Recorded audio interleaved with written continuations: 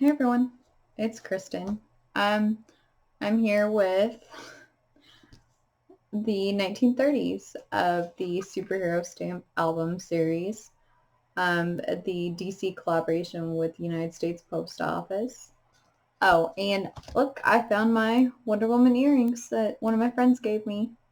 A lot of people, okay, the part of the country I live in, a lot of people are like, wow, you must really love Whataburger. Like, what? What are you talking about? So a lot of people call these my Whataburger earrings because it looks like the Whataburger symbol. Anyway, I do like Whataburger though, so I'm okay with it.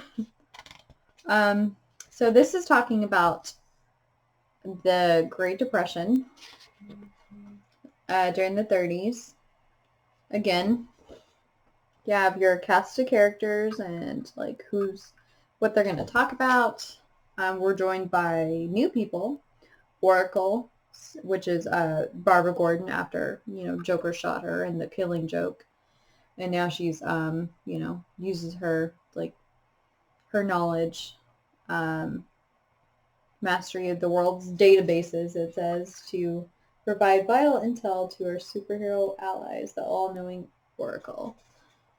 Um, and then Superboy Impulse, 16-year-old Bart Allen inherited his powers of super speed from an ancestor who was also a superhero.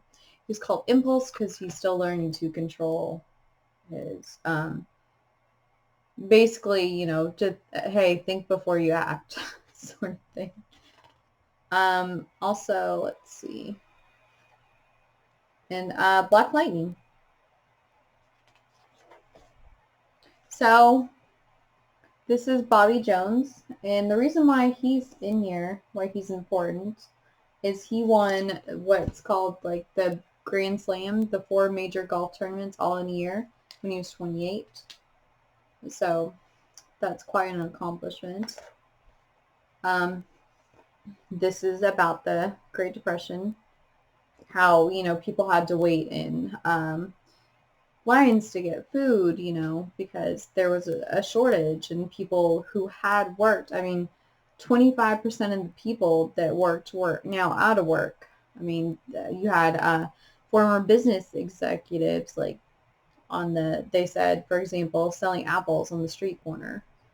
In the Midwest, the farmers were suffering too because what was called the breadbasket of the nation became like a dust bowl because the weather just was not cooperating.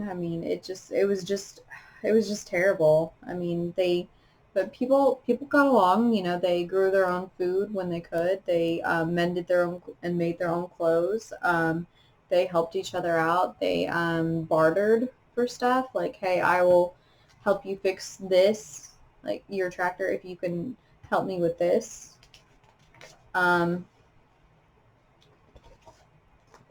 The Empire State was actually built during this time, which seems weird, considering it was the Depression, for this such a extravagant, building to be built. Um, it was like $41 million.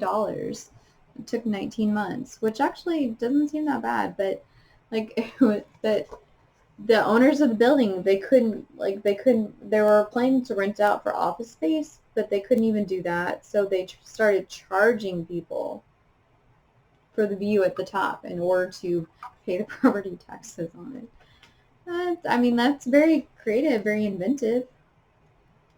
And so this is about FDR, who actually was in a wheelchair during his presidency because at 39 he contracted polio, and that left him unable to walk.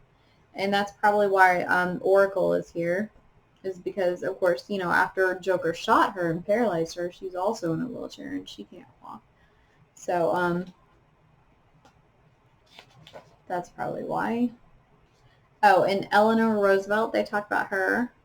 Like one of her most famous quotes that I think of is, "No one can make you feel inferior without your consent," meaning pretty much the only reason that you feel inferior is because you're letting them. You're letting them get to you, basically. So, I mean, I think of that quote a lot, and I try try to kind of live by it, but it's so hard because, people can be cruel and people can be mean, especially, at a younger age. And so uh, you have to try to just remember that, the only people that matter are those people that care about you, because those other people, they don't know you. They don't care about you, basically. So anyway, the whole, sorry, sidetracked. I do that a lot, if you notice.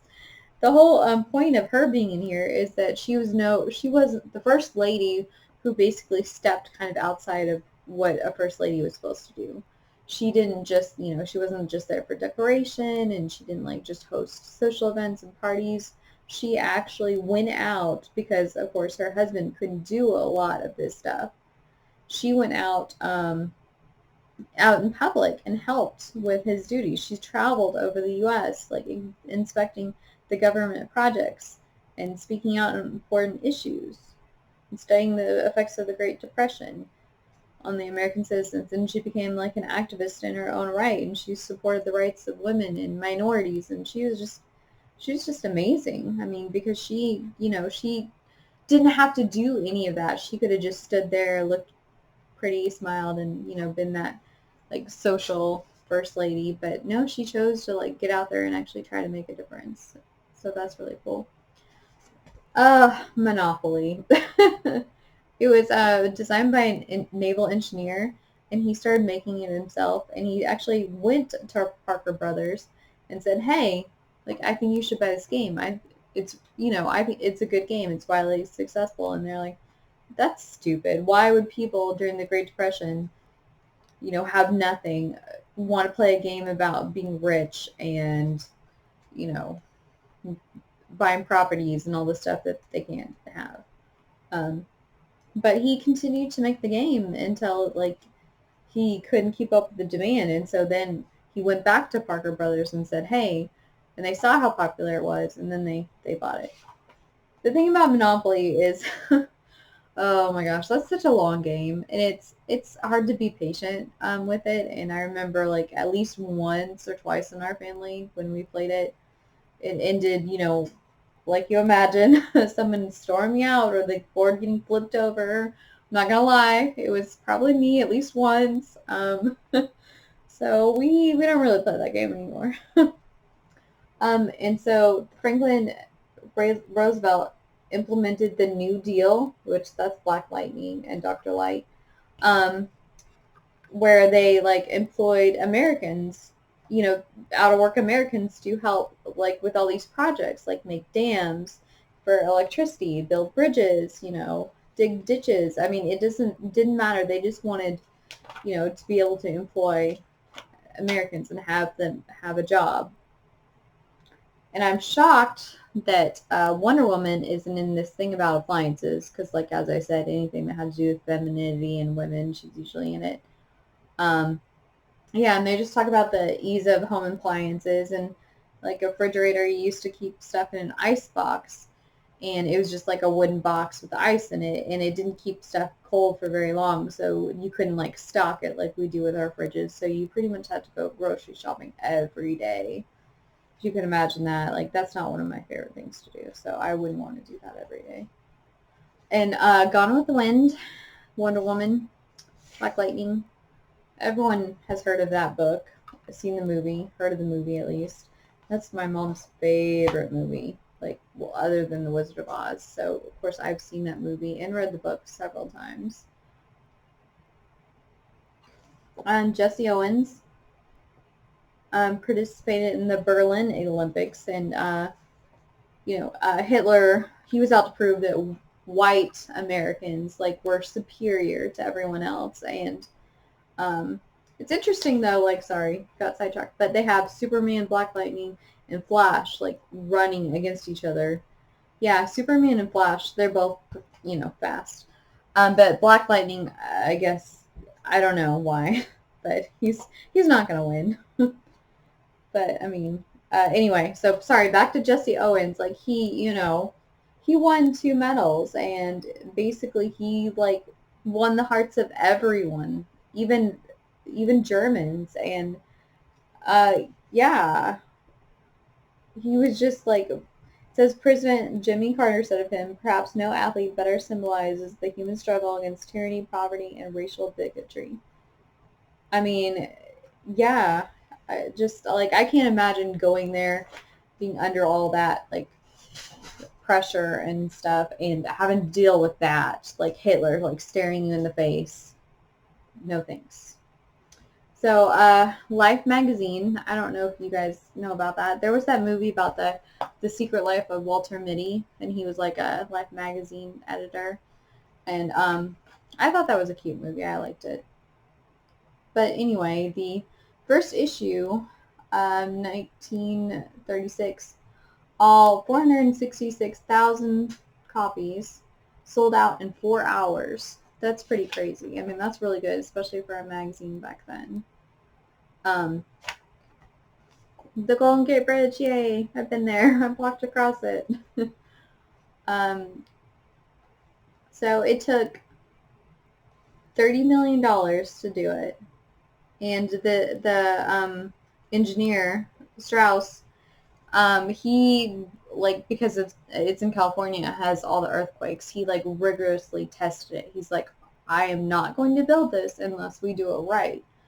And he took like all the safety precautions he possibly could. No cutting corners, nothing. I mean, so that was really, really awesome. Because nobody thought that you could build a mile-long suspension bridge. So, and then this is just talking about how like they started to streamline things to make them look better so that people would buy more products, and it worked. Oh, and then they have hey, we interrupt this program, and they talk about the stamps, like, stamp collectors, and there's like 2 postal employees and their uniforms. But it's saying we interrupt this celebrate the Century Stamp album for a special announcement, and that's why, because there was a Superman stamp celebrating Superman, and of course most of you know the history of Superman. I mean, if you don't, then shame on you.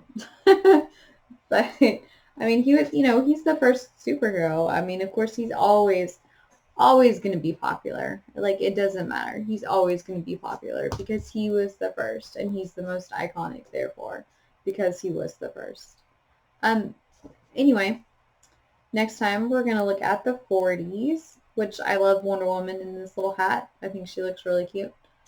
And so that'll be, of course, about World War II, mostly, but I hope you join me for that video as well. Thank you for watching. Till next time. Bye.